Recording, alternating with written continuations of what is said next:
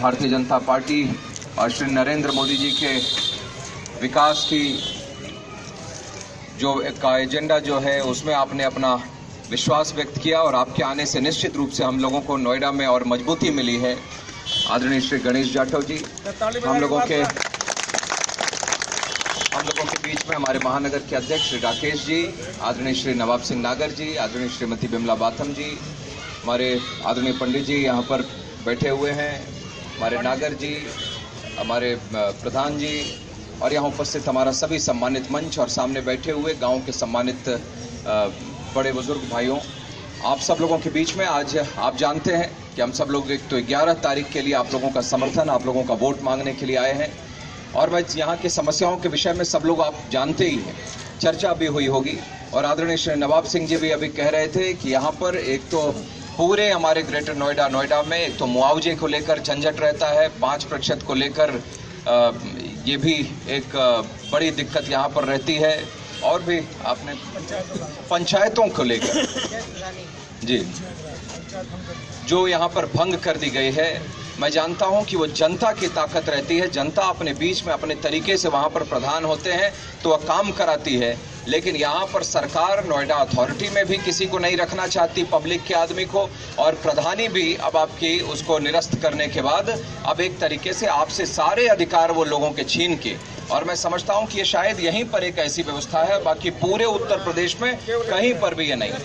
लेकिन ऐसा क्या कारण है कि ये सपा और बसपा के होने के बाद यह हमारे यहाँ पर पूरे गौतम बुद्ध नगर में ये ऐसी हालत, पूरे गौतम बुद्ध नगर में इसमें ऐसी हालत इन्होंने क्यों,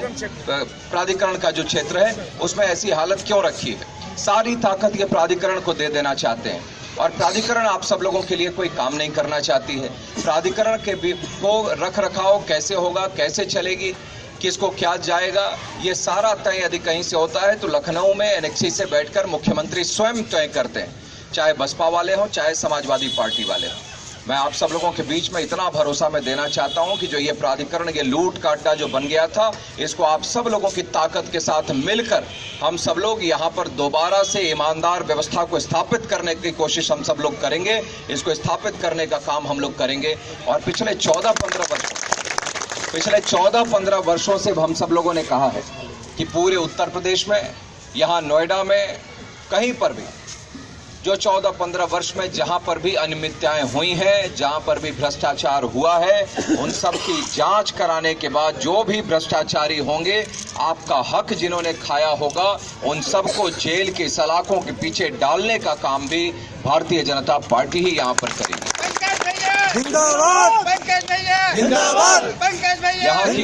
यहाँ की हालत हम सब लोग गांव की देखते हैं। अभी भी आ रहा था तो नौजवानों ने दिखाया कि देखिए भैया यहाँ कैसी हालत इस गांव की। अब कोई अगल बगल रहने वाला ये नहीं सोचता होगा कि दिल्ली के बगल में और पूरे उत्तर प्रदेश को 14,800 करोड़ का लगभग रेवेन्यू देने वाला, राजस्व देने वाला हमारा ये शहर, ये आज भी इतना पीछे कैसे है, आज भी विकास के मामले में इतना पीछे कैसे है, ये यहाँ पर ये है। और अगर मैं देखूं कि पिछले कई सालों से अगर मैं करूं तो इस पूरे उसमें लगभग पिछले 10-12-13 साल में लगभग 1 लाख करोड़ का बजट यहाँ पर लगभग इस हमारे नोएडा के लिए आता है। लेकिन मैं तो कहता हूँ सरकार को कि इस पे उनको श्वेत पत्र जारी करना चाहिए, उसमें बताना चाहिए कि इतने पैसा जारी होने के बाद भी वह कहाँ पर उन्होंने इस पैसे को खर्च किया है, कहाँ पर कौन से गांव और गली में इसको लगाया है, ये सपा और बसपा वालों को करना चाहिए। लेकिन ये सब यहाँ आकर आप सब लोगों को बेकार की बातों में उलझाना चाहते हैं, कभी जाति की बात, कभी मजहब की बात, कभी ये कभी वो। अब बताते हैं, मैं देख रहा हूँ ये लोगों से जनता पूछ रही है, प्रेस पूछ रही है कि आप क्या करेंगे, तो ये सब बता रहे हैं यहाँ पर ये कमी है, वहाँ पर ये कमी है, यहाँ स्कूल की कमी, यहाँ चिकित्सालय की कमी। मेरे ये समझ में नहीं आता है कि ये भविष्य का एजेंडा बता रहे हैं या 15 साल से अपनी चलती हुई सरकार की नाकामियों को आपके बीच में ये सब लोग गिना रहे हैं। इन लोगों को तो हिसाब देना चाहिए। ये अब भविष्य बताने के बजाय आपके बीच में आकर उनको हिसाब देना चाहिए कि हम लोग लगातार कभी सपा, कभी बसपा, कभी बसपा, कभी सपा, तो आपने यहाँ पर किया क्या है? आपकी सरकार थी तो ये लोग कोई जवाब आपको नहीं दे पाएंगे। आप लोगों के बीच में एक तो ये लोग हैं और दूसरी तरफ श्री नरेंद्र मोदी जी हैं, जो आज राष्ट्रवाद की राजनीति करते हैं, देश को आगे बढ़ाने की राजनीति कर रहे हैं। सबका साथ और सबका विकास की राजनीति वह कर रहे हैं। और बाकी नहीं तो ये सपा बसपा कांग्रेस वाले, अब आज देखिए, आज ये समय है, ये कोई आज ये देखकर कि ये हमारे जाति का है, ये हमारे धर्म का है, सिर्फ इसलिए हमारा मतदान नहीं होना चाहिए। इसको ये हम, इसका घर हमारे बगल में है, इसका घर मेरे से 10 कदम की दूरी पर है, हम यहाँ पर ये देखने के लिए, ये करने के लिए हम सब लोगों के लिए इतना बड़ा दिन नहीं मिलता है। ये दिन तो हम सब लोगों को मिलता है देश बनाने के लिए, वोट डालकर अपने देश को विकास के रास्ते पर ले जाने के लिए। तो आप सब लोगों से मेरा यही निवेदन है कि आप लोग भी, और मैं इतना भरोसा देता हूं कि मैं आया हूं तो एक तो इस स्थान पर भी हूं कि आप लोगों की कोई भी समस्या होगी तो इसको यहां से लेकर जो भी देश में, प्रदेश में किसी भी जगह पर आपकी बात होगी उसको तुरंत उचित स्थान पर मैं रख दूंगा। और आप लोगों के बीच में आया हूं तो अब मैं यहीं रहता भी हूं, यहीं रहूंगा भी, और आप सब लोगों के बीच में रहकर यहां की समस्याओं का समाधान भी करूंगा। और अन्य नेताओं की तरह मैं बड़ी बड़ी बात और बड़े बड़े वादे आप लोगों से नहीं करूंगा, बल्कि जितनी क्षमता और जितना सामर्थ्य मेरे में होगा वह पूरा मैं आप सब लोगों के चरणों में समर्पित मैं कर दूंगा, नोएडा के लिए समर्पित करूंगा। हमारा नेता कैसा हो? पंकज भैया जैसा हो। हमारा नेता कैसा हो? पंकज भैया जैसा हो। युवा नेता कैसा हो? पंकज भैया जैसा हो। बाकी आप देख ही रहे हैं आजकल ये कांग्रेस वाले और सपा वाले ये सब अब लगभग अपनी हार स्वीकार कर चुके हैं। हम लोग बात करते हैं सबका साथ सबका विकास की, और ये दोनों नेता अपनी फोटो लगाकर खुद ही बोल रहे हैं, अपना ही पैसे से होर्डिंग लगवाकर बोलते हैं कि ये साथ सबको पसंद है। अब ये तो जनता वोटिंग वाले दिन बताएगी कि कितना पसंद है और कितना नापसंद है, ये तो आने वाले दिन पर उत्तर प्रदेश की जनता इसको तय करेगी। ये पक्का है कि सपा ने कांग्रेस को समर्थन देकर केंद्र में देश को लूटने की छूट दे रखी थी, और अब वही कर्ज कांग्रेस वाले उत्तर प्रदेश में सपा को समर्थन देकर चुकाने के लिए और उत्तर प्रदेश लूटने की छूट देने के लिए समाजवादी पार्टी को आए। आप लोगों से मेरा यही निवेदन है कि इस बार हम सब लोग क्षेत्र के लिए, इस बार हम सब लोग अपनी गांव, अपने गली, अपने घर के बाहर के नाले खड़ंजे सड़कों के लिए, इस बार किसी आदमी की जाति, किसी आदमी का शक्ल देखकर आप मत वोट करिए। इस बार अपने क्षेत्र के लिए आप सब लोग वोट करिए, यही मेरा आप सब लोगों से निवेदन है। और मैं जानता हूं अपने देश के लिए आप लोग वोट करिए। और मैं जानता हूं जब आप ये देखेंगे कि यहां पर तो नरेंद्र मोदी जी जैसे नेता हैं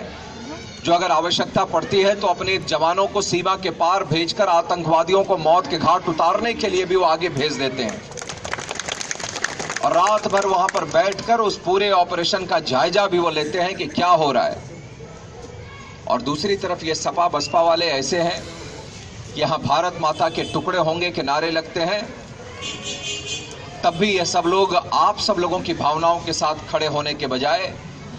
ये उन देश के गद्दारों के साथ जाकर खड़े हो जाते हैं। इससे बड़ी बात और क्या हो सकती है। तो आप सब लोगों से मेरा यही निवेदन है, किसी का कहीं पर भी किसी से क्यों न लगाव हो, लेकिन इस बार हम सब लोग अपने देश के लिए वोट करेंगे। और जब हम ये सोच कर वोट पड़ेंगे तो आपकी उंगली अपने आप कहीं और नहीं, भारतीय जनता पार्टी के कमल के फूल पर ही जाकर पड़ेगी, मैं पूरे विश्वास से कह सकता हूं। मैं और ज्यादा कुछ न कहते हुए 11 तारीख को आप सब लोग बड़ी संख्या में निकलिए, खुद भी और लोगों को भी वोट कराकर निकलिए। और वैसे भी इस गांव का नाम इस समय पूरे देश में जा रहा है। देश के लोगों ने इस गांव के ही लाल को समर्थन दिया है, तो इस गांव की जिम्मेदारी तो देश के प्रति और ज्यादा बढ़ जाती है कि हम सब लोग भी कुछ काम करेंगे देश के लिए। मनवीर गुजर का गांव है ये,